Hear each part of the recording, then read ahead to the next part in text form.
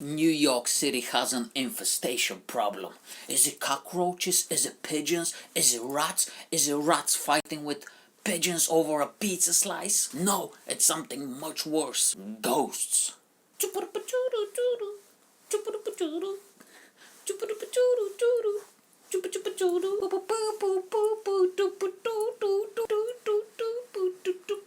Who you gonna call? Ghostbusters movie review.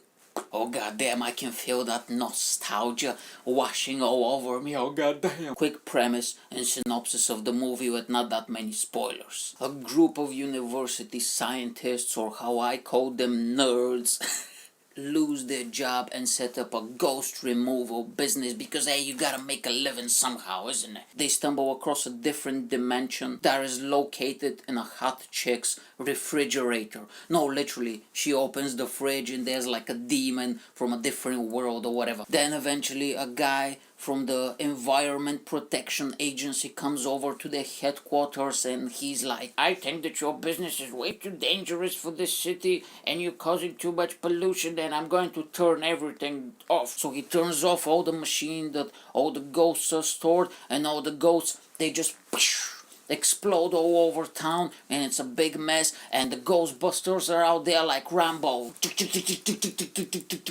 and it's up to them to catch all the ghosts and save the day and flex off their big muscles. That is the official synopsis on IMDb, I promise. Things I liked about this movie.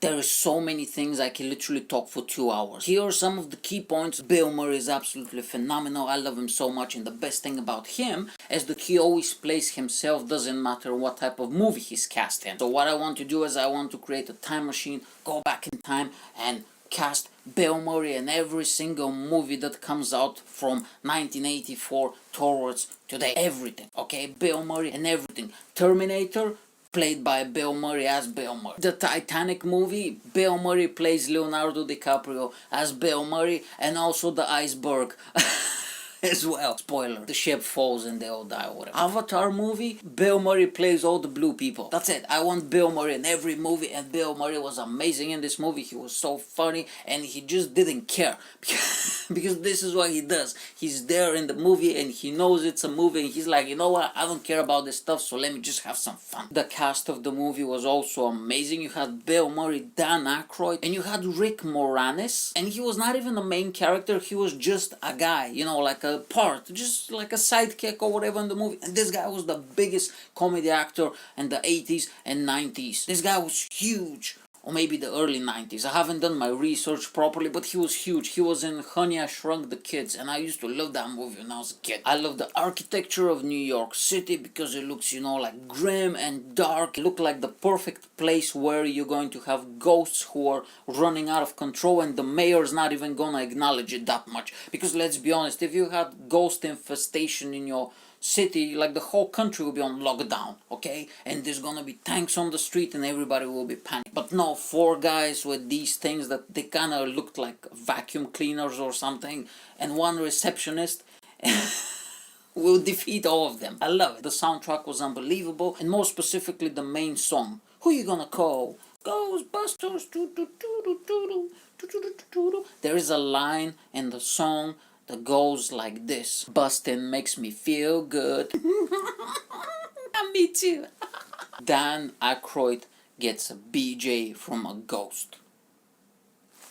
No, literally, because the last time I saw that movie I was probably 7 years old, but now when I rewatch it I was like, oh, there was a lot of grown-up scenes and a lot of grown-up jokes that I didn't get as a kid. No, literally, the guy gets a BJ from a ghost. When I was a kid I was kind of terrified of that movie. I saw it as a horror. I couldn't handle it, a 7-year-old me looking at all these monsters and whatever. But now when I look back at it, there is still a few scenes that I'm kind of creeped out. No, honestly, like, I scare easy. But that was quite nice. I actually really enjoyed that, being kind of a 31-year-old man-child being kind of spooked and scared from a movie that I used to get scared when I was a kid. That was quite nice. The nostalgia factor was just great. The whole idea of having a department that fights ghosts in a city like, you know, New York, it was quite interesting and I really enjoyed it because, you have the fire department, you have the police department, you have the, I don't know, the people who drive ambulances or whatever, and you have, the people who exterminate cockroaches and rats or whatever, and it kind of felt that all these compartments were combined into one. It's kind of nice. My problem is, I don't really like sci-fi movies. The thing is, sci-fi movies always take themselves very seriously, and I just can't do that. I mean, come on. What, you're driving through space on a ship? I mean, come on. You're landing on different planets. You're shagging female aliens or whatever. Come on, guy. Really? I just cannot buy into the whole sci-fi thing.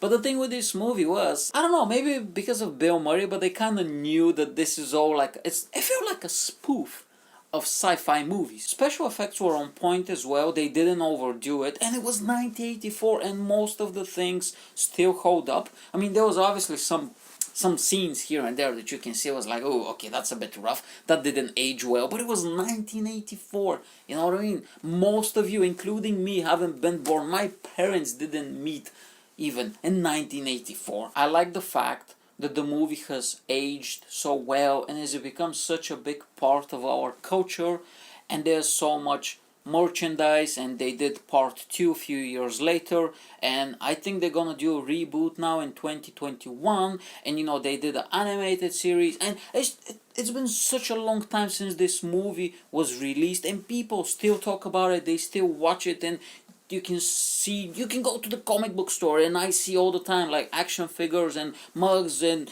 t-shirts of the logo. The logo is amazing. Who created that logo? It's absolutely unbelievable. It's great. That's like one of the best logos I've ever seen. It's so clean, it's so simple, it's so iconic. The whole branding, everything, the way they looked, their costumes, these huge things on their backs, the car, the monsters, everything is so iconic. Look, there's even some sexy legs over here. You see sexy legs? Who doesn't like sexy legs? Look at this. There's a part where a different dimension is open and this big scary monster comes out, and the fact that they chose a hot chick's apartment inside her fridge, she just opens the fridge and is there. That's hilarious. This is literally one of those movies that you can watch, I don't know, once every 3 months and you wouldn't get bored. You can watch it until the end of time. And now, things I didn't like about this movie. And there are only 2 very tiny minor details. There was a part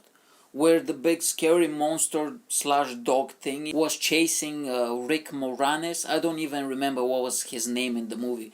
We'll call him Billy or Johnny. It was not that, but who cares? Where he was chasing him, and the way, the dog was kind of moving out and about, the CGI was not good. That did not age well, but it was literally maybe like 2 scenes, and it's like, I don't know, a total of 25 seconds or whatever, even less. And the other one is, I know that's kind of a weird one, but I wanted to have the green little ghost Slimer. I wanted to see more of him, but you'll see more of him in Ghostbusters 2. But all in all, this movie is absolute peace, jam, amazing. Time for the rating.